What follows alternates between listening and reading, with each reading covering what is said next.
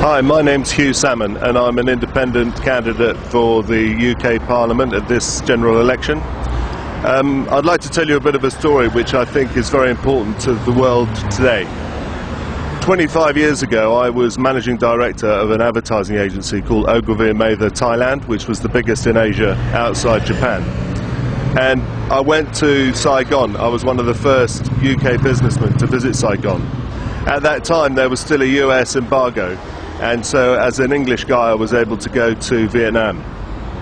They provided me with a guide who was going to show me around the markets and the stores of Saigon, because I was doing like a marketing exercise. And I kept on saying to him I was English, not American. I felt this was very important because of this embargo. But he said, no, don't worry, we don't mind Americans, we like Americans, we won the war. And he took me to the War Museum in Saigon, and on one wall were jars of pickled embryos of the women who'd been killed by napalm bombing in South Vietnam. And as we left this awful scene of these awfully disfigured embryos in these jars, I said to him, I just felt so bad, I said to him, look, I'm English, I've got nothing to do with this. And he said to me, what we couldn't understand is that we were in South Vietnam and being told by our politicians that the Americans were on our side.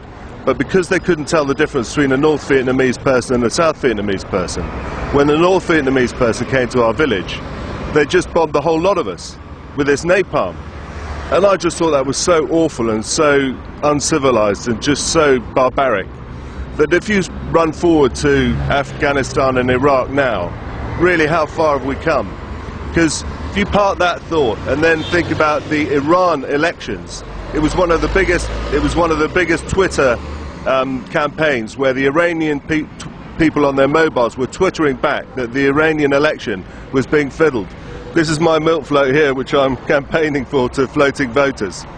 But I'm making a serious point here, which is that in Iran they twittered back. Yet when we want to influence the hearts and the minds of the people in Afghanistan and Iraq, we bomb the hell out of them.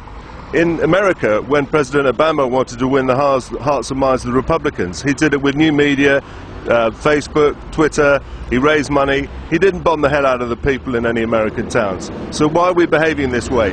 Why don't we arm the people in Afghanistan with mobile phones so that when the Taliban come down from the hills into the villages, they can send a text message to our forces and they can tell the difference between one and the other, and not just go on using war and tanks and guns in this barbaric way. I think there's a new future for the use of media in those wars. Thank you very much.